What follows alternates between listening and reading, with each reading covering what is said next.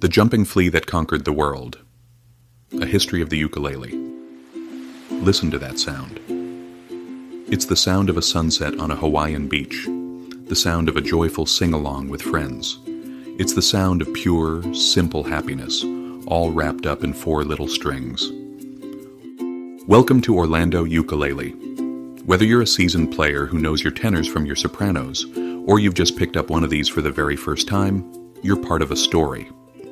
A story that's much bigger, stranger, and more exciting than you might think. This isn't just a small guitar. Oh no. The ukulele has a globe-trotting history filled with Portuguese sailors, Hawaiian royalty, jazz age flappers, television superstars, and internet legends. So how did this tiny instrument make such a huge noise around the world? Well, grab your uke, or just a comfy chair, and let's find out.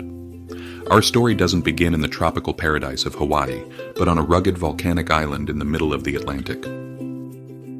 Part 1. The Portuguese Connection. Our journey starts in the 1870s on the island of Madeira, a territory of Portugal famous for its wine, its embroidery, and a little instrument called the machete de Braga. The machete was a small 4-stringed folk instrument. It was bright, it was loud, and it was the life of the party in Madeiran villages. But life on the island was getting tough.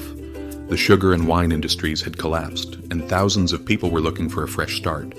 At the exact same time, halfway around the world, the Kingdom of Hawaii was having the opposite problem.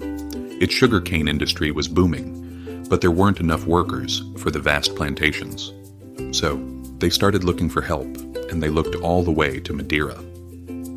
In 1879, a ship named the SS Ravenscrag set sail from Madeira on a grueling 4-month, 12,000-mile journey to Honolulu.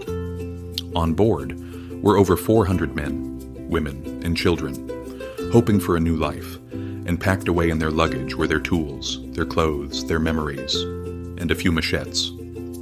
Among these passengers were 3 men who would become legends: Manuel Nunes, José do Espírito Santo, and Augusto Dias. These weren't just farm laborers. They were skilled woodworkers and cabinet makers. They knew their way around a block of wood, which would turn out to be pretty important. Legend has it that when the Ravenscrag finally docked in Honolulu Harbor, one of the passengers, a man named João Fernandes, was so overjoyed to be on solid ground that he grabbed his machete, jumped onto the pier, and began playing joyous, fast-paced folk songs from his homeland. The Hawaiians who had gathered to watch the ship arrive were mesmerized. They'd never seen anything like it. This small instrument, and this man's fingers flying across the fretboard, it was magic. They looked at his fingers dancing and gave it a nickname, a name that would stick. Part 2. Royal Approval and a New Name. The little machete found a very receptive audience in Hawaii, but for an instrument to truly become part of a culture, it helps to have a fan in a high place.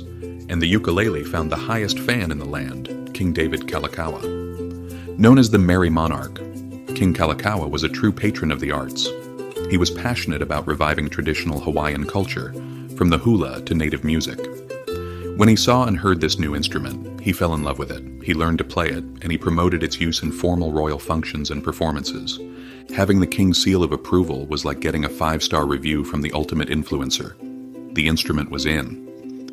It was the 1880s equivalent of going viral. Now about that name the locals gave it. The most popular story is that they called it ukulele.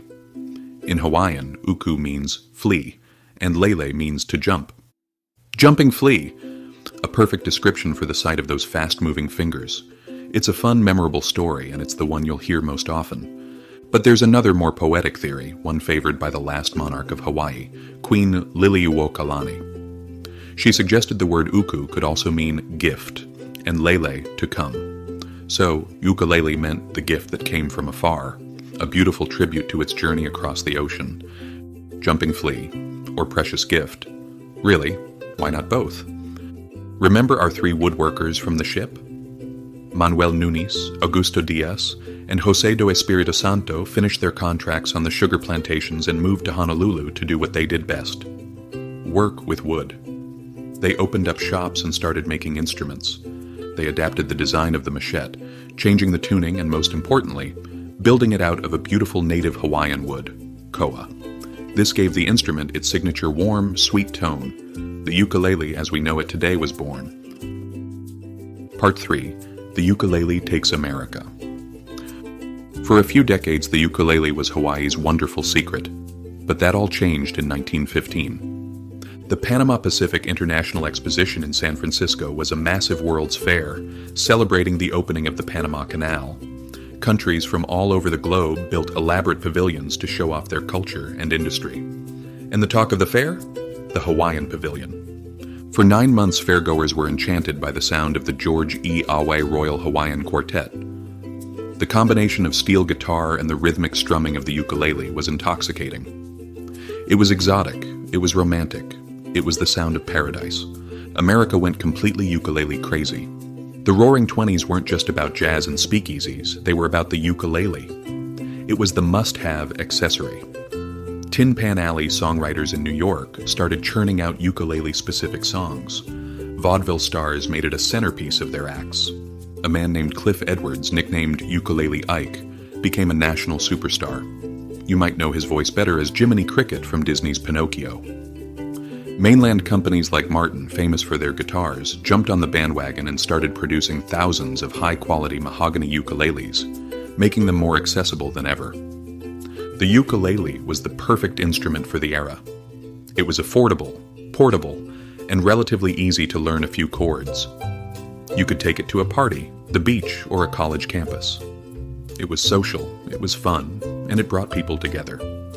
It was, in a way, the acoustic iPod of its time. Part 4. The Quiet Years and a TV Revival. But as with all massive trends, the fever eventually broke. After World War II, a new sound was taking over.